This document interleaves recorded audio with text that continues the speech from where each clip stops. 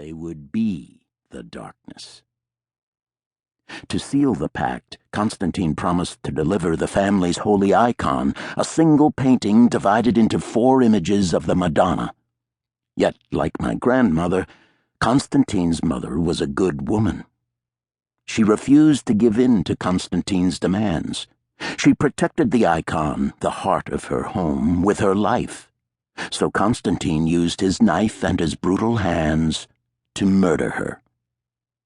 As her red blood spilled onto the white snow, she pulled him close and spoke in his ear.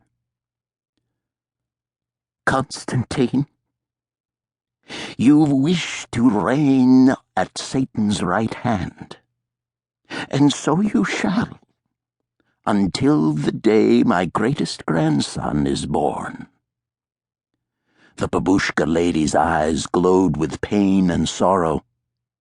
"He will be as steeped in evil as you could ever desire, a fitting heir to your legacy. Yet I foresee his downfall. His downfall is a woman, and on the day he falls in love, the foundation of the devil's pact will crack. For she will love my greatest grandson, and their love will be strong, strong with the power of the Madonna herself. And on the day their 4th son is born, your master will face defeat." Cocky with triumph, Constantine laughed. His mother held the icon against her chest and looked deeply into the next world, seeing what he could not. "When the sons are grown, your own descendants will unite against the devil.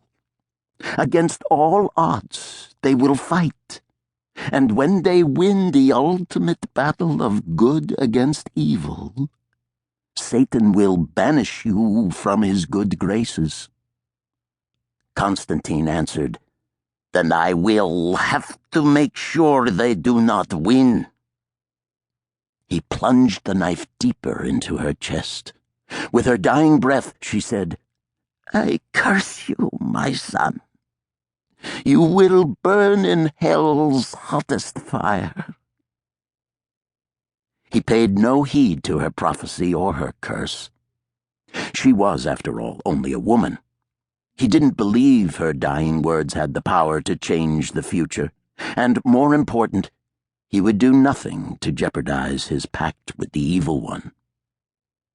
But although Constantine didn't confess the prophecy his mother had made, Satan knew that Constantine was a liar and a trickster.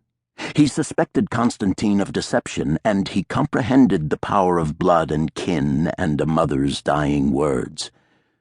So, to ensure that he forever retained the Varinskys and their services, he secretly cut a small piece from the center of the icon and gave it to a poor tribe of wanderers, promising it would bring them luck. Then, while Constantine drank to celebrate the deal, in a flash of fire the devil divided the Madonnas and hurled them to the 4 corners of the earth. It happened 1,000 years ago.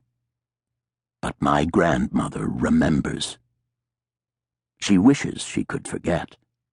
Yet that's impossible, for in the middle of the steps, on the exact spot where Constantine Varinsky murdered his mother, is a sprawling house filled with men with wide shoulders and legs like tree trunks, and skillful hands that could use a knife to gut a man even while they brutally crushed his woman's windpipe.